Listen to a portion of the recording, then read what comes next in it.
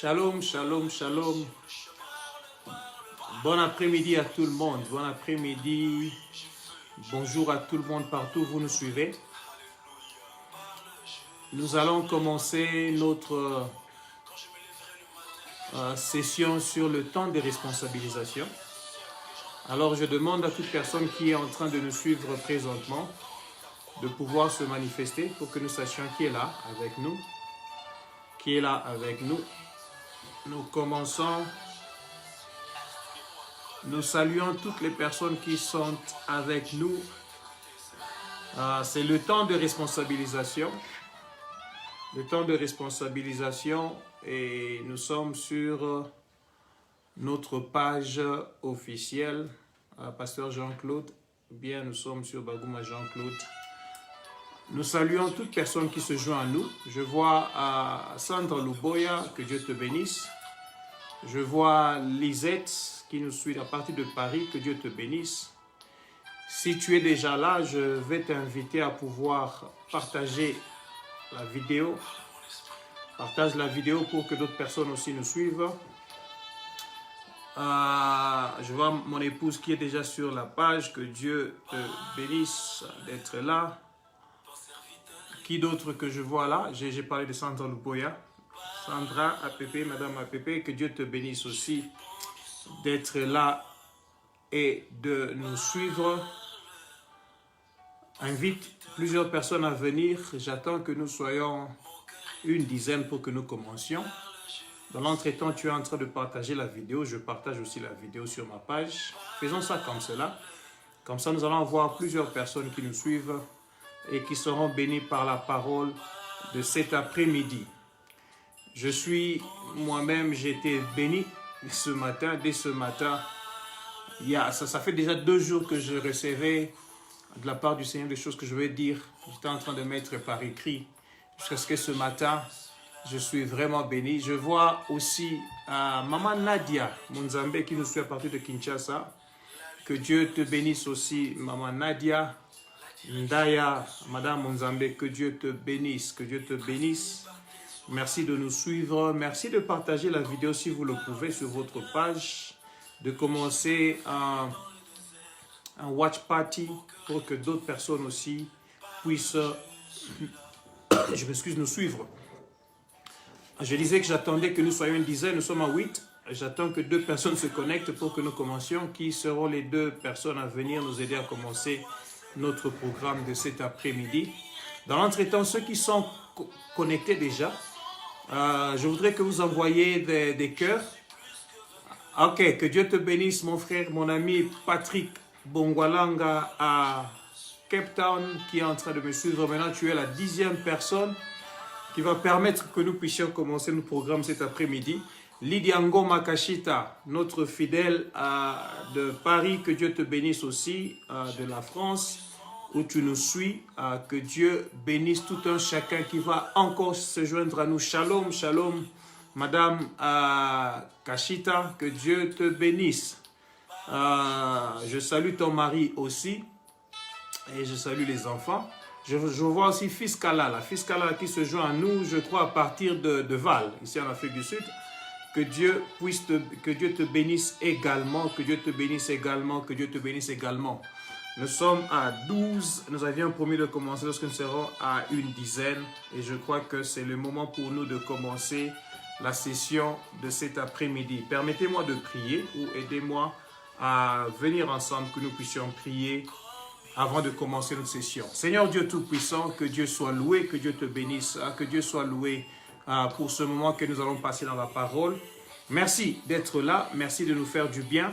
Merci Seigneur Père très saint de permettre que ces moments soient des moments de bénédiction pour chacun d'entre nous, notre Jésus-Christ. Amen. Amen, amen. Papa Kini Lucien Mouzila qui nous suit, je crois, à partir du Canada. Que Dieu te bénisse aussi. Que Dieu te bénisse aussi. Shalom, Maman Nadia à Munzambe. Nous sommes dans ce programme, le temps de responsabilisation, tous les samedis à partir de 13h. Le Seigneur nous a mis à cœur depuis ce moment de confinement que l'Église est devenue virtuelle. L'Église est devenue facilement entrer par les réseaux sociaux pour accéder à votre maison. Merci de nous accepter et de nous permettre d'entrer chez vous.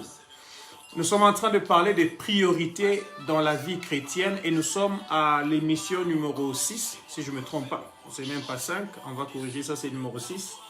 Parce que nous avons eu 2 premières émissions, nous avons parlé de Dieu d'abord, Dieu avant tout à l'introduction. Après nous avons parlé de Dieu d'abord, Dieu avant tout. La deuxième émission, la deuxième session, nous avons parlé de une seule chose est nécessaire. Nous avons parlé de la parole de Dieu et aussi de la présence de Dieu. À une troisième émission, nous avons parlé du fondement de la vie chrétienne. La quatrième et la cinquième, nous avons parlé de la prière. À la quatrième, nous avons parlé de la prière qui doit être une priorité pour nous parce que Jésus aime la prière, nous devons prier. Et puis, le samedi passé, nous avons parlé de la vie de prière de Paul. Donc, toutes les personnes qui se joignent à nous, je vois là Karine Bokolo, ma petite sœur, que Dieu te bénisse. Tu nous suis à partir de Kinshasa. Tu partages la vidéo pour que tout le Mbokolo puisse aussi nous suivre. Et je salue même en passant aussi les Mbokolo et en particulier mon ami Guy Laurent Bokolo. Jancy Elijah Kitumbo, tu nous suis à partir de l'Inde et précisément à Bangalore, que Dieu te bénisse. Ou je crois que tu es en dehors de Bangalore parce que je sais que tu devais partir en voyage missionnaire dans le nord. Précise-moi où tu es exactement. Je salue mon ami Papi Boko, le pasteur Papi Boko Nsala qui me suit à partir de Johannesburg. Gloire au Seigneur. Et nous allons commencer avec les enseignements d'aujourd'hui. Et aujourd'hui, le Seigneur, par sa grâce, a permis que nous puissions parler du royaume de Dieu et sa justice. Royaume de Dieu, sa justice. Je salue Maman Deograssa qui nous suit à partir de Luanda en Angola. Gloire au Seigneur, gloire au Seigneur. Nous bénissons le Seigneur pour ce qu'il a fait pendant ce confinement, que nous puissions atteindre les gens de partout, de beaucoup de pays que je suis en train de mentionner là-bas. J'attends quelqu'un des États-Unis. Y a-t-il pas quelqu'un des États-Unis? Non, j'ai eu quelqu'un de Canada déjà, de l'Amérique. Nous avons plusieurs personnes de l'Asie. Freud, je te vois aussi de l'Inde. Nous avons eu des gens de l'Afrique, nous avons des gens de l'Europe. Il nous reste quelqu'un de l'Océanie pour que tous les 5 continents soient représentés à notre émission de cet après-midi. J'ai besoin de quelqu'un de l'Australie ou bien de la Nouvelle-Zélande. Je ne sais pas si j'en ai parmi les gens qui me suivent, mais j'ai pris qu'il y en ait un en Australie ou bien en Nouvelle-Zélande afin que tous les 5 continents soient représentés par la gloire et par la grâce du Seigneur. Ok, Jean-Si, tu me dis que tu es encore à Bangalore, le programme missionnaire a été modifié. Je prie pour que ce programme, que le Seigneur soit avec toi dans le programme que tu vas faire dans le Nord. Et si le Seigneur le permet, nous nous rencontrons au mois d'octobre en Inde et lorsque je serai en train de passer pour aller au Népal. Merci, que Dieu soit béni. Alors, ouvrons la parole de Dieu dans Matthieu chapitre 6, versets 33-34. Très bien connu par tous, un bon verset. Un verset qui a déjà vous a été enseigné plusieurs fois. Je vais y parler. Je vais parler en enseignant, parler en prédicateur, mais des choses qui vont nous aider. Et je suis en train de faire ici pourquoi le Seigneur m'a appelé. Je crois que j'ai posté récemment sur ma page Facebook, la page officielle Pasteur Jean-Claude. J'ai posé une question à quelqu'un. J'ai dit, est-ce que les choses que tu es en train de faire aujourd'hui sont des choses pour lesquelles le Seigneur t'a appelé à vivre? Parce que je disais que chaque jour dans ta vie, il faudrait que tu sois en train de te retrouver, en train de faire les choses qui sont par rapport à ton appel, par rapport à la raison de ton existence. Alors moi, quand je partage la parole de Dieu, c'est une des raisons de mon existence. Si pas la principale raison de mon existence, c'est de lire la parole de Dieu, comprendre la parole de Dieu, interpréter ce qui est écrit dans la parole de Dieu et partager cela de manière simple à d'autres personnes qui peuvent aussi me suivre. Donc, je vous invite à reconnaître ce pourquoi le Seigneur vous a appelé et à le faire comme cela.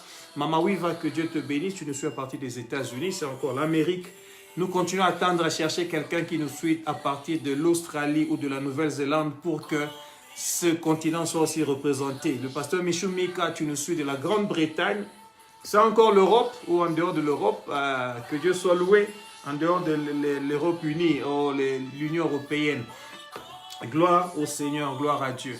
Donc nous devons nous retrouver en train de faire ce pourquoi nous sommes appelés. Lisons Matthieu chapitre 6, verset 33-34, la Bible dit ceci. Cherchez premièrement le royaume des cieux et la justice de Dieu, et toutes ces choses vous seront données par-dessus. Toutes ces choses vous seront données par-dessus. Maintenant, pour comprendre toutes ces choses vous seront données par-dessus, nous devons rentrer à partir du verset 25.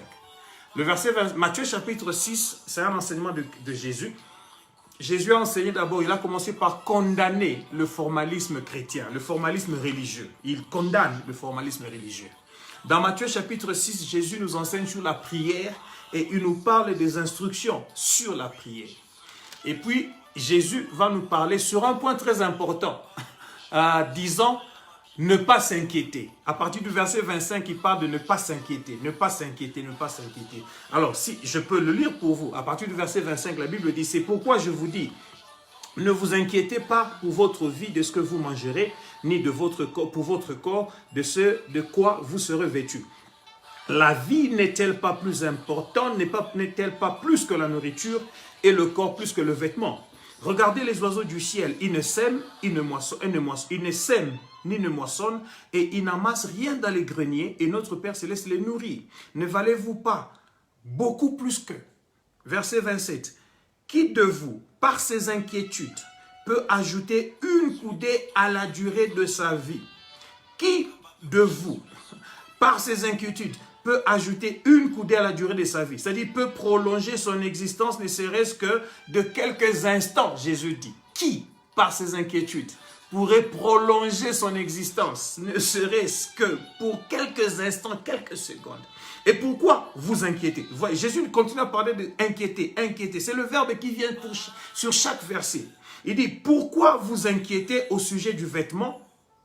Considérez comment croissent les lys des champs. Ils ne travaillent ni ne filent. Cependant, je vous dis que Salomon, même dans toute sa gloire, n'a pas été vêtu comme l'un d'eux. Si Dieu revêt ainsi l'herbe des champs, qui existe aujourd'hui, qui demain sera jeté au four, ne vêtira-t-il pas à plus forte raison ne vous vêtira-t-il à plus forte raison? Il dit, vous, gens de peu de foi. La version Les Semeurs, il dit, ah, votre foi est encore bien petite. La version Parole de vie dit ceci, vous qui n'avez pas de foi, vous ne pouvez pas être sûr d'une chose, Dieu en fera autant pour vous. Ne pouvez-vous pas être sûr d'une chose, que Dieu le fera aussi pour vous. Verset 31, ne vous inquiétez donc point. Jésus parle encore de ne pas nous inquiéter. Il dit, ne dites pas, que mangerons-nous, que boirons-nous, de quoi serons-nous vêtus? Car toutes ces choses, ce sont les païens qui les recherchent. Votre Père Céleste sait que vous en avez besoin.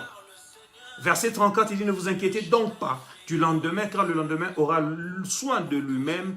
À chaque jour suffit sa peine. J'ai lu avec vous 10 versets. Et dans tous les 10 versets, à 9 versets d'entre eux, Jésus continue à revenir à dire, ne vous inquiétez pas. Ne vous inquiétez pas. Il n'y a pas besoin que vous ayez des inquiétudes. Qui est-ce qui peut faire ceci par ces inquiétudes? J'accueille toutes les personnes qui sont en train de se joindre à nous. Et je bénis le Seigneur pour le pasteur Henri Papa Moulage qui se joint à nous. Et que le Seigneur te bénisse. Je vois aussi maman Marie Bakatous qui se joint à nous. Que Dieu vous bénisse, bien-aimé dans le Seigneur.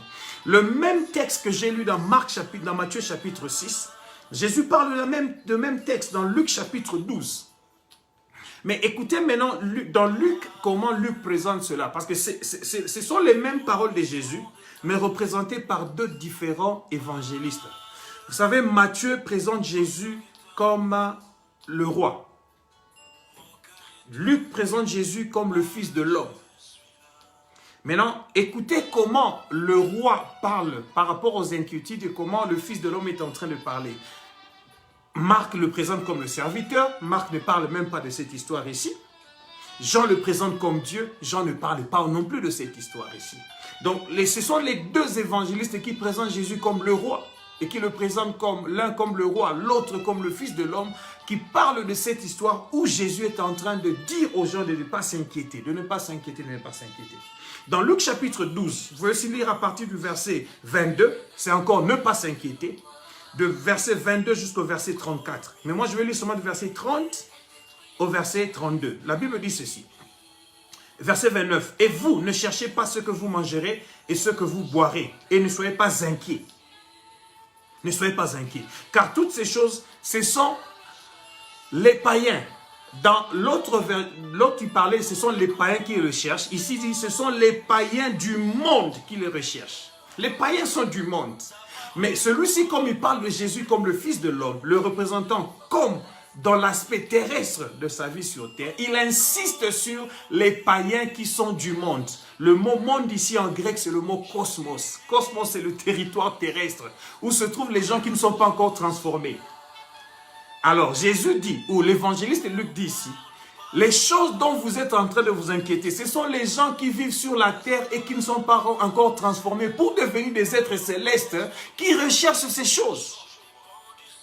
Alors, il va en conclusion pour dire, car toutes ces choses, ce sont les païens du monde qui le recherchent. Votre Père sait que vous en avez besoin. Vous êtes des enfants de ce monde, vous êtes des enfants du monde, vous avez des pères dans ce monde qui savent que vous avez besoin de manger, besoin de boire. Ils vont travailler pour venir pourvoir à vos besoins.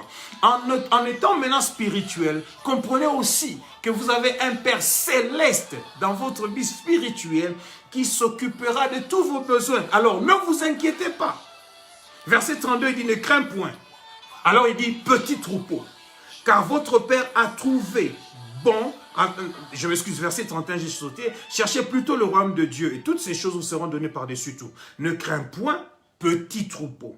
Jésus parle maintenant à son troupeau, c'est-à-dire aux enfants qui l'ont pour leader, qui l'ont pour berger. Il est le berger.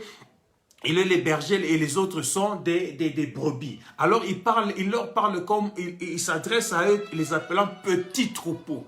Le troupeau, mais le mot petit ici, c'est un mot d'affection.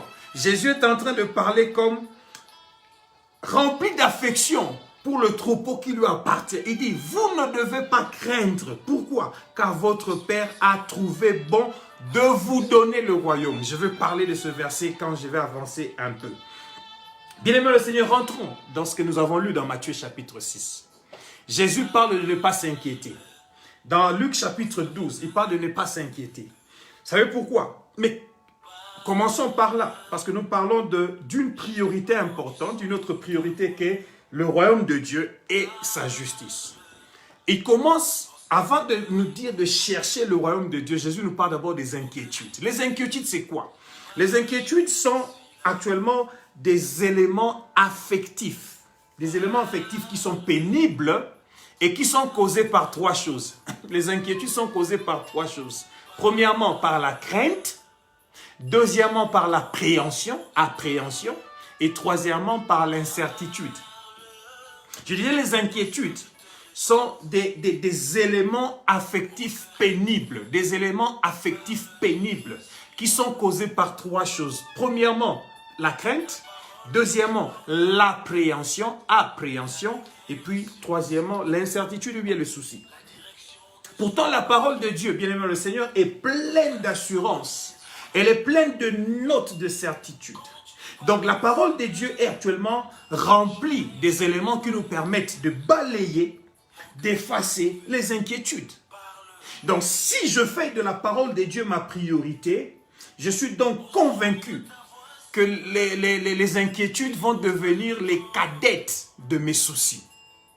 Si je fais de la parole de Dieu, je répète, ma priorité, je suis convaincu que les inquiétudes vont devenir les cadettes de mes soucis. Donc, quand la parole de Dieu devient ma priorité, les inquiétudes sont balayées. Les inquiétudes sont effacées. Pourquoi? Premièrement, comme les inquiétudes sont causées par la crainte, rappelez-vous que Jésus a dit « Ne crains point, petit troupeau ». Il parlait à son troupeau, dans Luc chapitre 12, verset 32, il parlait à son troupeau avec affection. Il dit « Petit troupeau ». Le troupeau pour lequel je porte beaucoup d'amour. L'amour de Dieu pour moi, qui a conduit Jésus à aller mourir sur la croix, c'était justement pour qu'il puisse effacer dans nos vies les craintes. Il y a beaucoup de choses qui peuvent te faire craindre. Il y a beaucoup de choses qui peuvent faire que tu aies peur. Quand il y a une situation que tu ne sais pas comment elle sera résolue. Il y a un problème, tu ne sais pas comment ça sera. Il y a une maladie qui t'a attrapé, tu ne sais pas quelle sera la solution. Il y a ta femme qui est, je ne sais pas qui est malade et tu ne sais pas comment elle sera guérie. Ou tu ne sais pas ce qui va se faire. Parce que tu ne connais pas encore le diagnostic. Toutes ces choses peuvent faire que quelqu'un ait crainte et peur. Mais la Bible nous dit plusieurs fois, ne crains point, ne crains point, ne crains point. Quelqu'un a même dit que c'est écrit 365 fois dans la Bible. C'est-à-dire, ne crains point pour chaque jour. Le Seigneur veut nous rassurer chaque jour qu'il y a lieu de ne pas craindre. Parce que chaque jour, il y a une situation qui peut te faire craindre. Mais Dieu dit, tu n'as pas besoin de craindre. Lorsque la parole de Dieu devient ta priorité, les craintes vont être effacées. Les craintes vont être effacées. Il y a un homme de Dieu, un théologien qui s'appelle Lloyd Olgivi. Lloyd Olgivi, lui, il a fait les études, là, il a même compté 366 fois. Il dit, à 366 fois dans la Bible, il est écrit, ne crains point, ne crains point, ne crains point. Donc il dit, Dieu a même fait allusion à l'année où il y a 366 jours. C'est-à-dire l'année qui a 29 jours au mois de février. Je ne me rappelle pas comment on appelle ces années-là. Il y a année ceci, année cela, je ne me rappelle plus. Je ne veux pas me compliquer pour rien. Mais comprenez, il y a un écrin point pour chaque jour. Alléluia. Donc chaque jour nous vivons, le Seigneur veut nous dire, balayons la crainte par la parole de Dieu. Shalom, shalom, shalom, évangéliste Thuram, que Dieu te bénisse. Il dit, balayons la crainte, balayons la crainte, balayons la crainte, balayons la crainte. Chaque jour dans la Bible, chaque jour de ta vie. Je ne sais pas ce qui peut te faire craindre aujourd'hui, ma soeur Lydia. Mais le Seigneur dit, ne crains point. Ah, merci Jean-C, année bissextile. Une année de 366 sur l'année bissextile. Alors le Seigneur te dit, même en une année bissextile, c'est moi le créateur de l'année bissextile, qui vient toutes les 4 années, je crois, il y a le 29 du mois de février. Dieu dit, ne crains pas, tous les jours ne crains pas, ne crains pas, ne crains pas. Donc la parole de Dieu vient effacer les craintes. Numéro 2, nous avons dit les inquiétudes sont causées par quoi? Par l'appréhension. Une appréhension veut dire, c'est-à-dire une action d'appréhender, une action de pouvoir saisir quelque chose par notre intelligence. Saisir quelque chose par notre intelligence. Saisir quelque chose par notre intelligence. Non, mais non, nous avons dit que les inquiétudes sont des éléments affectifs pénibles qui sont causés par la crainte, mais aussi par l'appréhension. L'appréhension, c'est la manière dont nous saisissons quelque chose par notre intelligence. Notre intelligence a pour siège où? Dans l'âme de la personne. Pourtant, toi et moi, nous sommes esprits, vivant dans un corps, ayant une âme. L'âme dont nous avons, c'est le siège de bataille entre le diable et l'Esprit de Dieu en nous. Ces choses passent dans notre âme. La fois passée, je vous disais qu'il y a des choses que l'intelligence humaine ne peut pas appréhender, des choses spirituelles, des choses de Dieu. Nous ne devons pas appréhender les choses de l'esprit, mais nous devons les recevoir par révélation. Les choses de Dieu, on ne les appréhende pas par l'intelligence. L'appréhension n'est pas l'élément de saisie pour les choses spirituelles. Mais l'Esprit de Dieu, les choses spirituelles sont saisies par révélation dans ton esprit. Il y a une portion de mon esprit à moi, qui est mon être à moi, qui a pour rôle de pouvoir appréhender les choses spirituelles. On les appréhende comment? Les choses spirituelles sont appréhendées par révélation. Le samedi passé, j'étais en train de parler de l'illumination de l'esprit, ou la lumière de l'esprit entre mon esprit pour éclairer et mettre les choses claires. Et même Paul a prié pour nous par rapport à cela. Il priait pour l'église d'Éphèse en faisant une prière pour l'église corps du Christ. Écoutez, j'aime cette prière. La Bible dit dans Éphésiens chapitre 1, 16 à 20, « Je ne cesse de rendre grâce pour vous. Je fais mention de vous dans mes prières, afin que le Dieu de notre Seigneur Jésus-Christ, le Père de gloire, vous donne, écoutez, un esprit de sagesse et de révélation dans ma connaissance, dans sa connaissance. Un esprit de sagesse et de révélation dans sa connaissance. Dans la connaissance de qui? La connaissance de Dieu. Il dit, et qu'il illumine les yeux de votre cœur, qu'il apporte la lumière dans les yeux de votre cœur. Il parle de l'esprit de l'homme qui doit recevoir la lumière qui vient chasser les ténèbres. Les ténèbres, c'est l'ignorance. Les ténèbres, ce sont les choses du diable. Les ténèbres, ce sont les choses que le Seigneur ne veut pas qu'elles demeurent en nous. Et pour les chasser de toi, c'est la lumière de la parole de Dieu qui doit venir comme révélation. Chasser tout ce qui n'est pas de Dieu. Chasser, qui illumine les yeux de votre cœur pour que vous sachiez quelle est l'espérance qui s'attache à son appel, quelle est la richesse de la gloire, de son héritage qu'il réserve aux saints, et quelle est envers nous qui croyons l'infinie grandeur de sa puissance, se manifestant avec efficacité par la vertu de sa force. Je prie que je garde cette prière dans ma vie tous les jours. Je prie que tu pries aussi comme cela. Que le Seigneur puisse nous donner un esprit de sagesse et de révélation dans sa connaissance. Dans sa connaissance. Bien-aimé le Seigneur, je suis en train de dire ici que la parole de Dieu nous apporte la révélation qui vient chasser l'appréhension. Donc l'appréhension aussi est résolue. Donc je n'ai pas raison de m'inquiéter parce que l'appréhension cause l'inquiétude. La crainte cause l'inquiétude. Nous avons déjà vu et la crainte et l'appréhension sont résolus par la parole de Dieu. Troisième élément qui cause les inquiétudes. Nous avons parlé de quoi? De l'incertitude. L'incertitude. Nous avons dit que les inquiétudes sont des éléments affectifs pénibles qui sont causés par la crainte, par l'appréhension et par l'incertitude ou les soucis. Bien aimé, écoutez ceci.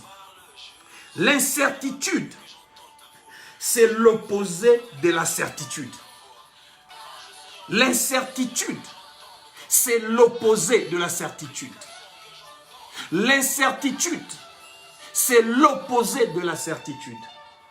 Maintenant, c'est quoi la certitude? La certitude, c'est une caractéristique de la foi. La Bible dit ceci. La foi est une ferme assurance, c'est-à-dire une ferme certitude des choses qu'on espère. La foi est une ferme certitude des choses qu'on espère. Donc, la foi, c'est la certitude de l'espérance. J'aurai le temps de vous parler sur la foi. Le samedi prochain, je vais parler de la foi. La foi, c'est la certitude de l'espérance. C'est une ferme certitude des choses qu'on espère. Une ferme certitude des choses pour lesquelles on a espérance d'accéder, d'y accéder, soit d'y entrer ou soit de les avoir. C'est ça qu'on appelle foi. Donc la certitude, c'est une caractéristique de la foi. Donc si l'on doit maintenant ici dire que les inquiétudes sont causées par l'incertitude, donc la foi, qui est la ferme certitude, vient chasser l'incertitude. Alors, vous comprenez avec moi que par ici, je suis en train de dire Jésus a 100% raison de nous dire que nous ne devons pas nous inquiéter de quelque chose. Jésus nous dit, nous ne pouvons nous inquiéter de rien d'autre. Parce que maintenant, les inquiétudes qui sont causées par les trois éléments, nous venons de prouver par la parole de Dieu que ces trois éléments sont résolus par la parole de Dieu. Voilà pourquoi nous devons faire de la parole de Dieu notre priorité. Et lorsque nous faisons la parole de Dieu notre priorité, nous chassons toutes ces choses de nos vies. Bien aimé, laissez-moi continuer à vous parler des inquiétudes. Les inquiétudes, c'est quoi encore? Les inquiétudes viennent engendrer ce qu'on appelle l'anxiété. L'anxiété. Les inquiétudes engendrent l'anxiété. L'anxiété, c'est la peur de l'inconnu. The fear of unknown. La peur de l'inconnu. C'est-à-dire, on ne sait pas ce qui va arriver demain. L'anxiété produit des soucis qui est sous-bassement de l'incertitude. Mais lorsque vous définissez les soucis c'est quoi? Les soucis sont des préoccupations qui vous troublent.